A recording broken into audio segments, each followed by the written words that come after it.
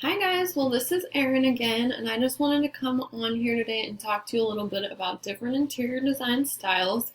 It's very exciting when you get to the point of choosing your style. You'll probably already recognize that you are drawn to certain styles in your home, or maybe you'll realize that you have a very eclectic taste and you have different types of furniture from different styles that you're pulling together, which can sometimes work and sometimes make things feel not cohesive in your space.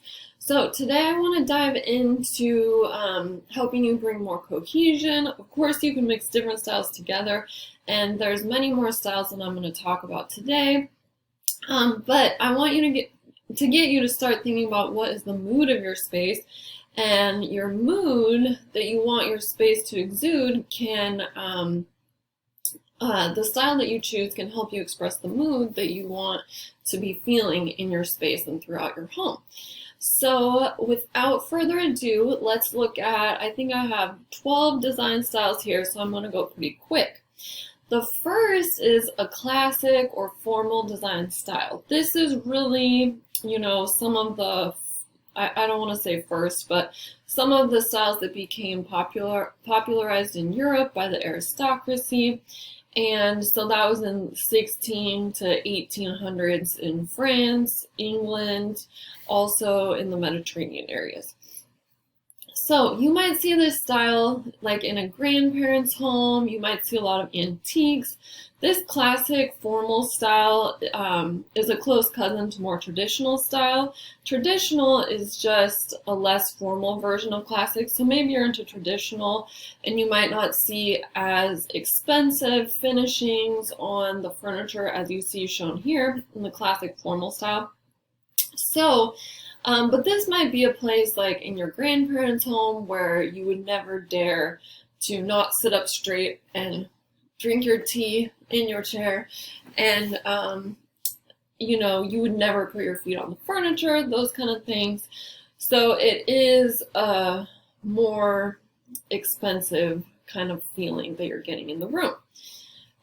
With this type of style, you see a lot of round edges, round curves in the furniture. It's very decorative and it has elaborate finishes on it. The style that is popular now, we just refer to as contemporary. So contemporary style is, of course, always changing because what's popular now is going to be changing over time. Some things that you're seeing right now are pretty clean lines. It's a little bit minimal, but if you're into whatever's trending at the moment, then you might be into this contemporary style, and you will see these poofs, straight line furniture. It's not over embellished. It's in the table here, you see that it's not a heavy kind of table. It just has a few clean lines for the legs.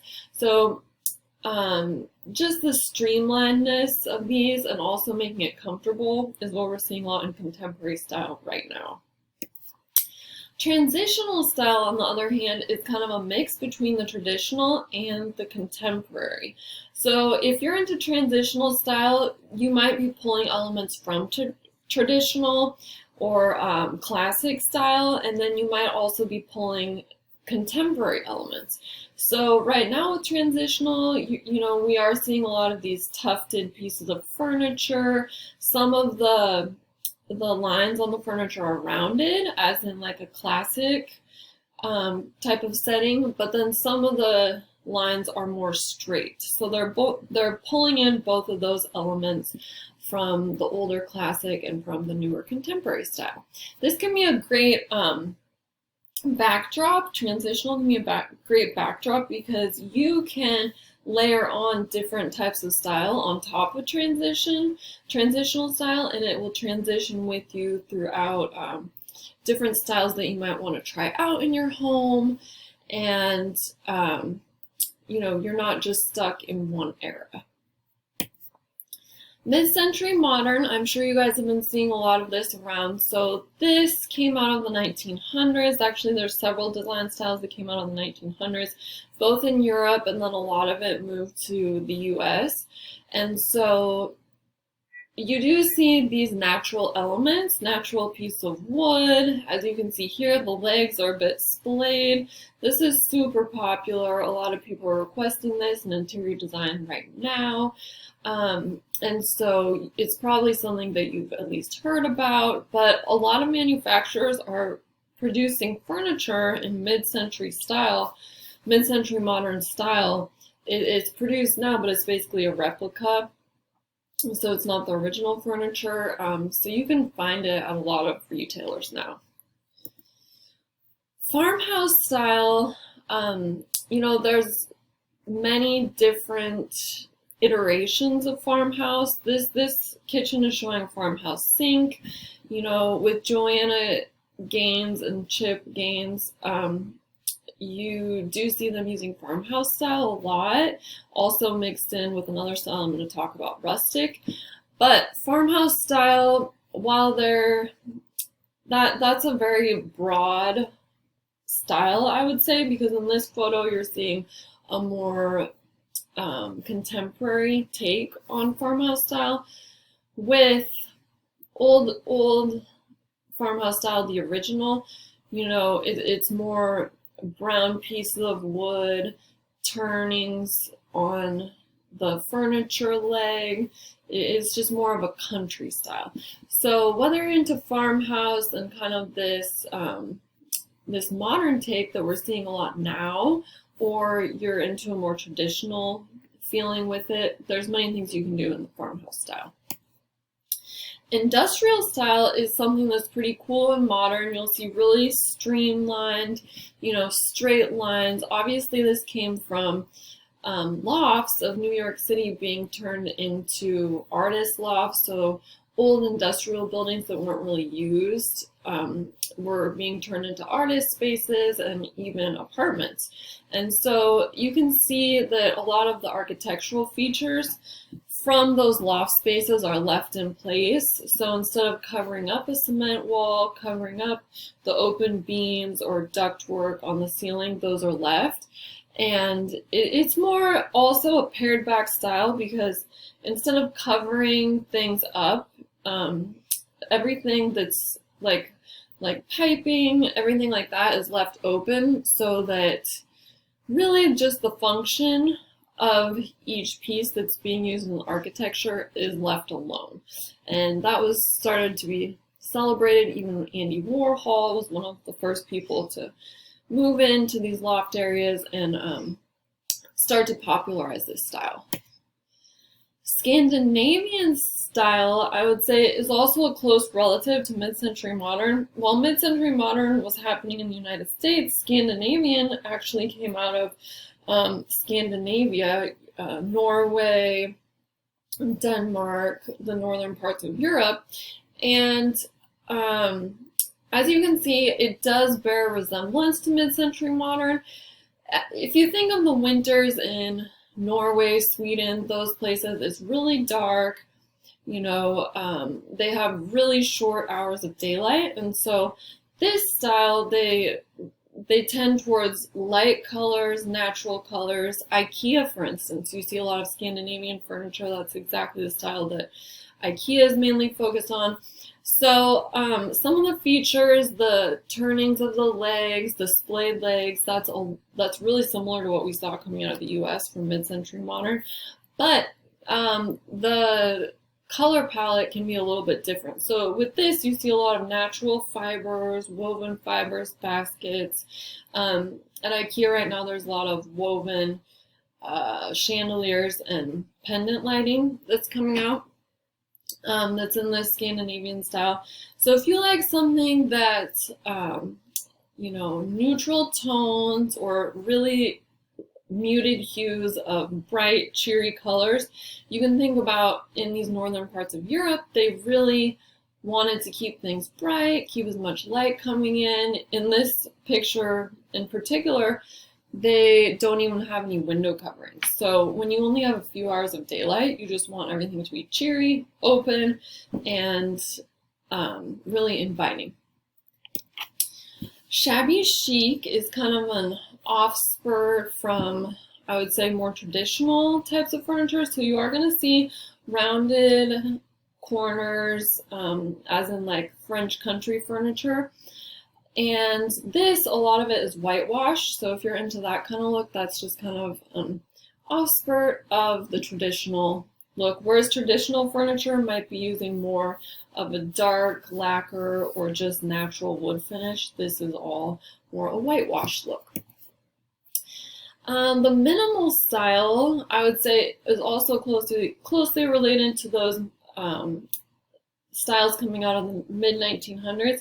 But again, it's pared back. You only have things there that are used, you know, for a purpose. So in this picture, there's not going to be a lot of extra embellishments.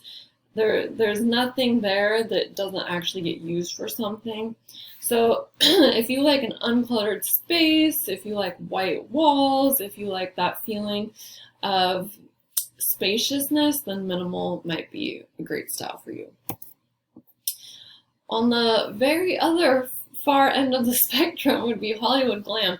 So that's like the exact opposite of minimal, right? Hollywood glam, this also came out in the 1900s and 1920s. You can think of movie stars as they were starting to make movies and make money in Hollywood. Really, this over-the-top glam style started to emerge. So I think we are seeing bits of glam now in the finishes that we see in a lot of contemporary designs. So that might be borrowing from some glam features, and a lot of the bling that you see on the finishes. You can see the light fixtures, the mirrors in this picture. It's just very glossy, very chic. The velvet types of finishes, silk is what you're going to see in a glam style, and it's anything but pared back, right? The adage that less is more, it does not apply to Hollywood glam. It's definitely a minimal adage, but for Hollywood glam, more is more, of course. And you can also see a little bit, there's the use of animal print. So people at that time started going on safaris and bringing back even animal print from Africa and from different places they were visiting.